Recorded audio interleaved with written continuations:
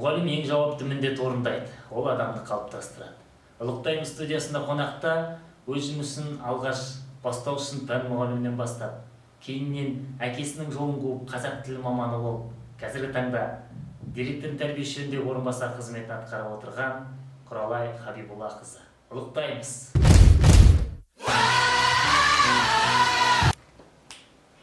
Қайырлы күн, Құралай Хабибуллақызы, студиямызға қош келдіңіз. Енді жалпы осы уақытыңызды бөліп біздің осы сұхбатымызға келіскеніңізге көп рахмет. Жалпы осы мектебіміздің ашылғанына биыл 20 жыл толып отыр. Сізді осы бір атаулы мерейлі күнмен шын жүректен құттықтаймыз. Осы 20 жыл ішінде осы мектептің қызмет атқарған ұстаздарының бірі және бірегейі сіз екенін біз білеміз. Жалпы енді осы ұстаздық жолға келгенде ұстаз ұлық емес, ұлық қызмет деген жақсы бір сөз бар. Сол бұл ұлық қызметке келу жолыңыз туралы айтып берсеңіз. Рахмет, қайырлы күн. Әрине, ұстаздық осы жолыма келуіме бірде-бір себепші болған ол Хабибулла Мырзағалиұлы әкемнің бір демеуі деп ойлаймын. Өйткені әкем мұғалім болған, 35 жыл еңбек өтілімен зейнетке шыққан ардагер ұстаз болатын. Енді сол үйде жүргеннің өзінде де сол әкемізден ұстаздық тәрбиені көріп өскен жанбыз. Әкемнің әрбір жүрген жүрісі, іс-әрекеті, өзінің жұмысына деген жауапкершілігінің жоғарылығы, ұқыптылығы, мұқияттылығы, осының барлығын өзіме үлгі тұтатын едім.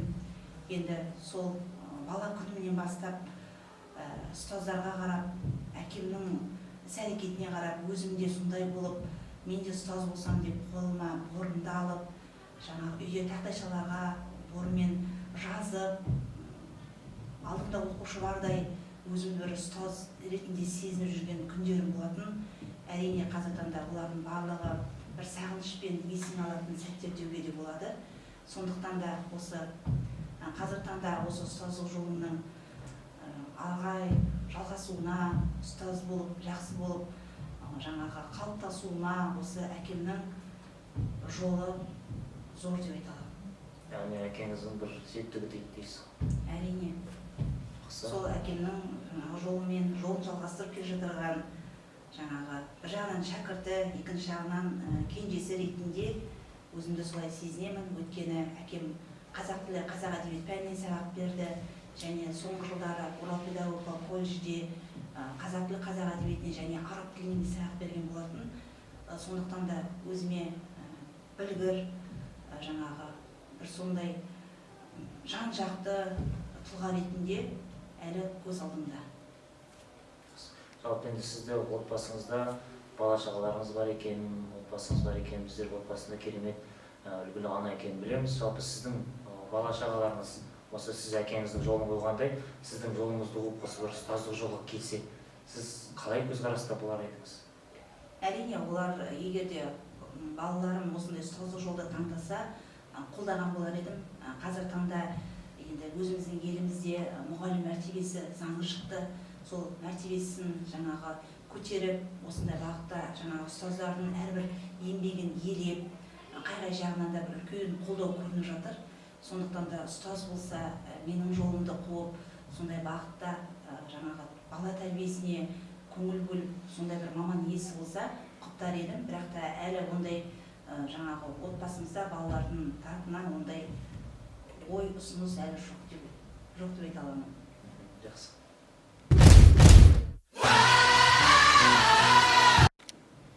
Құралай Хабибуллақызы, осы мектеп ашылған жылдары 2000 жылы сіз осы мектепке басында бастауыш пән мұғалімі ретінде келген екенсіз.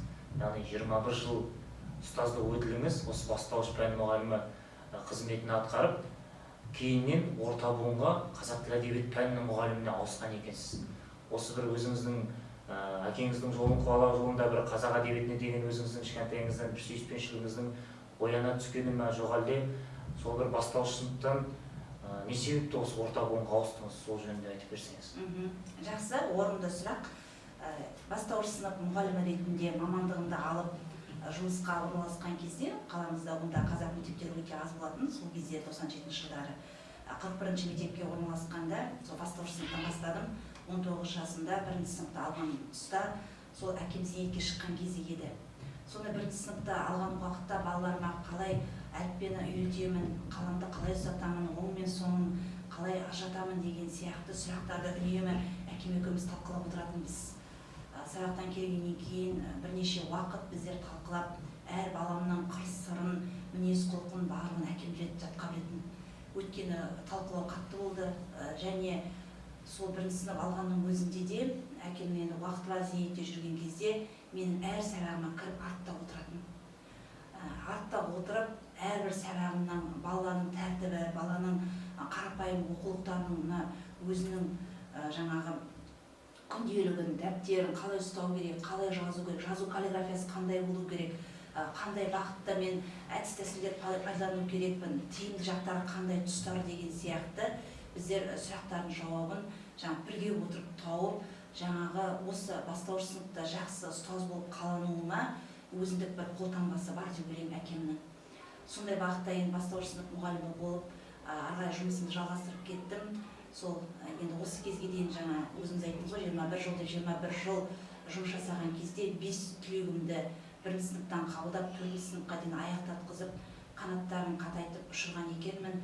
Енді бастауыш сынып мұғалімнің еңбегі өте зор, әсіресе әріп танымай келген балаларға әріп танытып оқыған көру, ол ұстаз үшін әр жеңісі деп ойлаймын. Өйткені өзім бірінші сыныпта оқып жүрген кезде жаңа балаларым, бірінші түлектерім бір 2-3 айдан кейін бекен апарып, музейге апарып, сол кезде автобустың ішіндегі сөздерді оқығанда ең бірінші түлектерім мен көзіме жас алып жылағаным бар.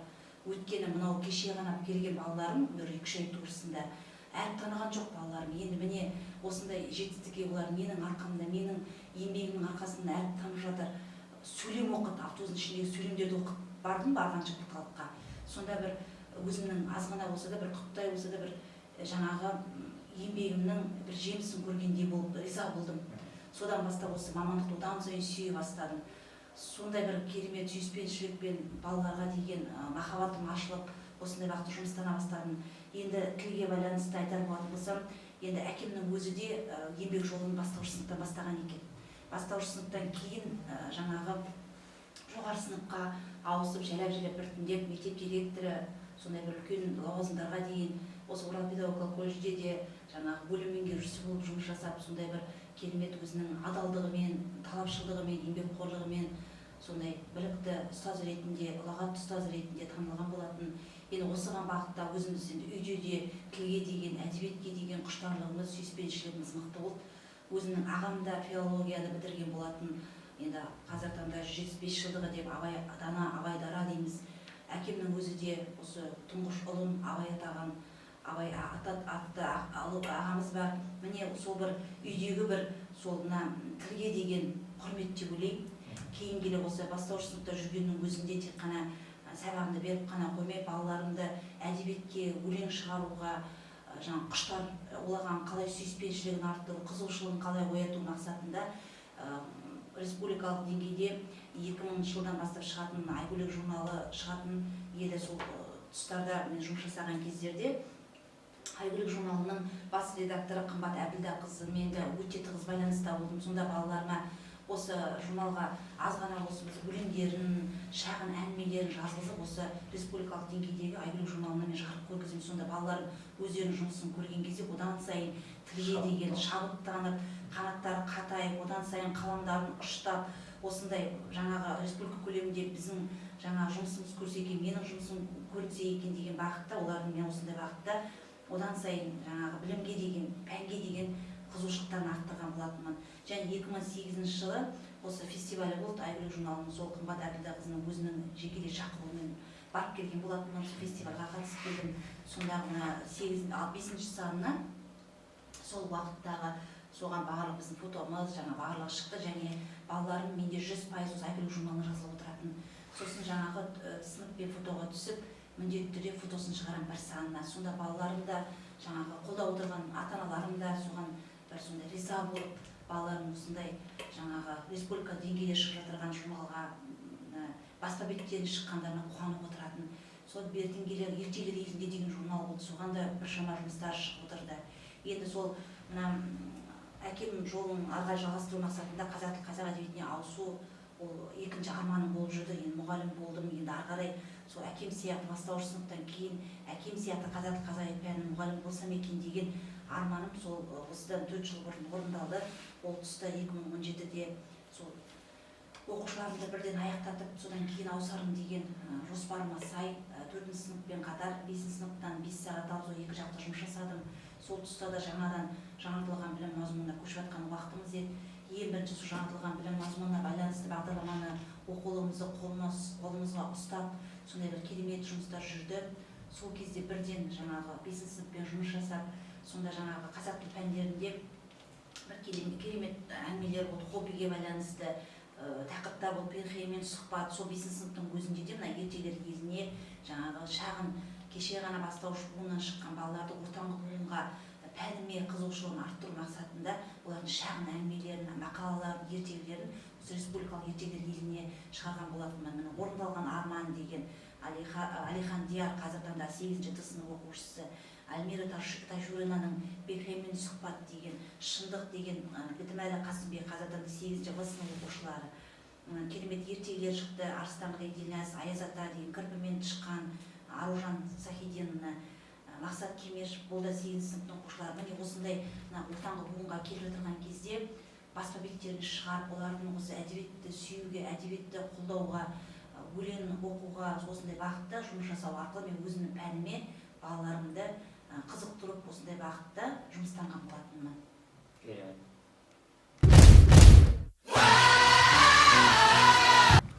Құралай Хабибуллақызы, енді әңгімеміз қыза түсіп келе жатыр, сұхбатымыз жақсы жүріп жатыр. Енді жалпы сізді осы мектебімізде бір шығармашыл ұстаздардың қатарынан көреміз.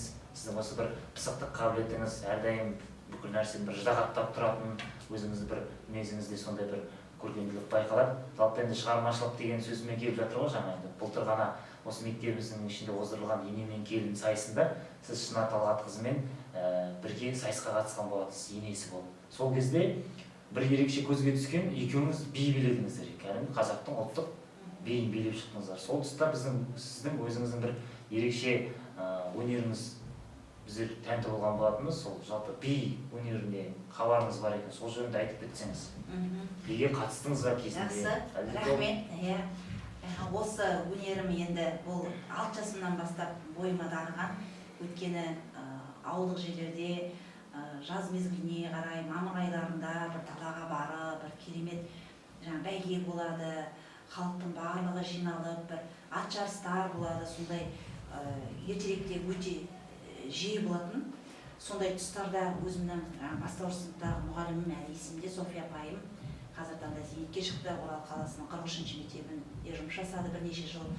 Сол София апайым өзімізге би үйретіп, сондай бір көйлек тігіп, өзі қолдан сондай бағытта биге қарай біздің икемділігімізді байқап, сондай бағытта биге қарай алды. Кейін жаңағы биші мамандардың қолында мектеп қабырғасында жүрген кезде үйірмелеріне қатысып шықтым. Соның барлығына жаңағы өте өзімнің тез қабылдағыш қабілетіммен, икемділігіммен көзге түсіп үнемі көптеген сайыс байқауларға қатысып жүрдік. Содан Орал педагогикалық колледжде оқып жүрген күннің өзінде де ол кезде Орал қаласында гүлдер ансамблі болды. Сол гүлдер ансамблінде билеп жүрдім. Сосын енді жаңа оқуым аяқталар тұста қиын болар оқуыма, енді жақсы аяқтауым керек деп сол гүлдер ансамбліне шығып кеттім де, содан енді мұғалімдік мамандығымды ары қарай алып кеткен кезде де, бірақ та әртүрлі мектептегі болып жатырған шараларда осы өнерім кей кездерде көрініп қалып жатады. Енді былтырғы оқу жылында жаңа өзіңіз айтқандай наурыз айында бір керемет, бір тәрбиелік мәні зор ене мен келін жаңағы байқау өткізілген болатын. Сол тұста жас маман Шынар Талғатқызы бізде тәрбие бөліміне бірге қатысайық деген ұсыныс тастағаннан кейін жас маманның сөзін жерге тастамай құптап, қолдап, жаңағы Шынар екеуміз үлкен бір дайындық үстінде қатыстық. Тәрбие бөлімінің жақсы мамандар бар екендігін, тәрбие бөлімінде де осындай бір өнерлі жандар бар екендігі сырынан, қырынан көрсете білдік деп ойлаймын. Енді өзімнің ене болмасам да, бір азғана болса да бір ене сезімніп бойымнан сондай бір керемет сол дайындық үстінде айтады ғой, болғаннан болар қызық деп. сол дайындық үстінде де бір сондай бір кішкене ене сияқты болып сезінгенім әлі есімде деуге де болады. Енді амандық болса, оған ондай бір лауазымға да жете жатармыз. Ең бастысы аман болайық, иә. Сондықтан да әлі де сол қазіргі таңда да өзіміздің ұлттық, өзіміздің жаңағы белгілерімізді де қандай да бір ұлт болсын, жаңағы өзімнің жаңағы қабылдауымен, тез қиялмен соны байланыстырып алып кету қабілетімен де ол сол туа біткен қабілет деп те ойлаймын. Соны енді арай ұштастырды. Негізі мұғалімдікпен қатар жаңағы өнер жаңағы жоғары оқу орнына түсуде негізі анамның бір бөлігі болатын. Бірақ та екеуің қалай болады деп анаммен ақылдасқанда, анам ертеректе болды ғой, ол жаңағы жағдайлардың барлығы оқуға түсу кезеңі деген сияқты.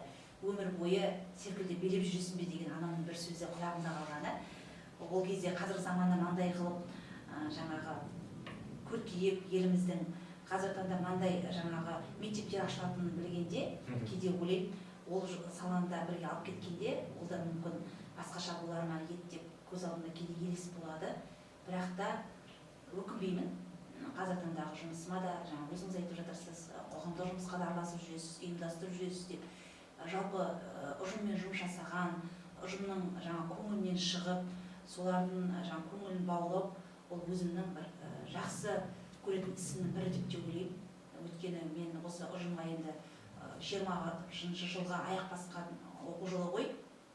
Ұжымымды өте жақсы көремін, мақтан тұтамын, өзімнің екінші отбасындай көремін. Әр қайсысының орны мен үшін ерекше, ол кіші болсын, ол үлкен болсын, үлкенді үлкен деп сыйлаймын, кішіні кіші деп сыйлаймын, құрдастарымды, тете жастарды замандас деп сыйлаймын. Сондықтан да бір осындай бақытта жүргеннен кейін жаңағы әр қуаныштарын бөліскенін жақсы көремін, қуаныш сыйлауға тырысамын, өзіме не алсамды соларға алуға жаңағы енді қазіргі таңда өздерің білесіңдер, 3-ші жылдан кетіп бара жатыр, 4-ші жылға жаңағы осы мектебіміздің кәсіподақ төрайымы ретінде жұмыс жасап жүрмін. Сол кезде де осы қандай да бір үлкен шаралар болған кезде сол ұстаздарымның көңілінен шығайын, ұстаздарым мектептің ауызбіршілігі мықты болсын, бір-бірімізді қолдап жүрейік деген бағытта мектебімнің жанашыры ретінде енді жүрген ұстаздардың бірімін деп ойлаймын.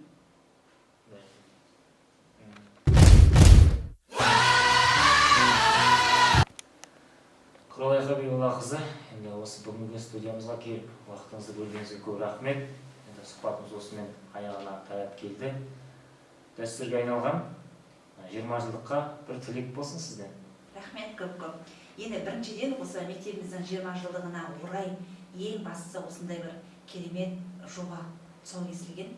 Осы жобаны ұйымдастырған, осындай бағытта жүргізіп жатырған, түсіріп жатырған, әлеуметтік желілерге шығарып, осындай бағытта жұмыстан жүрген баршаға көп-көп рахмет айтқым келеді. Ең бастысы.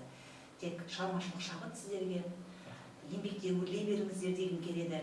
Енді 20 жылдық тарихы бар мектебім мен үшін айттым, бағанада өте ыстық, ұжымым ыстық, өзімнің әріптестерімнің, қымбатты әріптестерімнің әр жаңағы жетістіктері, өрге жүзген тұстары, шәкірт жетістігі осының барлығы көз алдымда.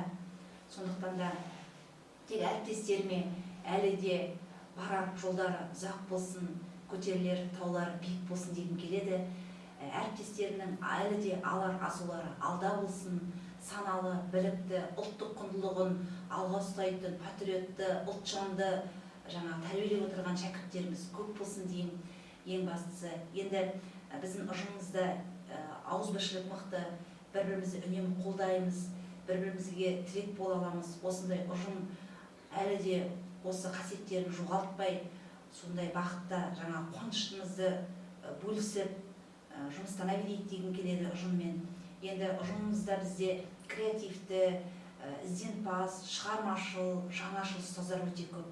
Осы қатарымыз көбейе берсін дегім келеді. Сонымен қатар енді осындай тәжірибелі, керемет, ұлағатты ұстаздардың тізгінін ұстап қалар жас мамандар қатары да осы алдыңғы қатарлы ұстаздардан алары көп болып, осы мектебіміздің мәртебесінің көтеруіне қосар үлестері мол болса деген тілегімді айтқым келеді. Көп-көп рахмет сіздерге. Бәрекелді, рахмет. Сізге де алдағы уақытта шығармашылық табыс тілейміз, отбасы бақыт тілейміз, отбасыңыз аман болсын, осы тек мектебіміздің көркейту саласында өз үлесіңізді қосып аман жүре беріңіз деген тілек білдіреміз. Бүгін бізде студиямызда қонақта болған қазақ тілі маманы, тәрбие бөлімінің керемет өзінің ерекше орны бар, кәсіподақтың басшысы, ерекше ұлы ұстаздарымыздың бірі, өзінің сөз саптауымен өзінің ортасында орнын таба білетін Құралай Хабибуллақызы. Оқтайымызда кездескенше аман сау болайық.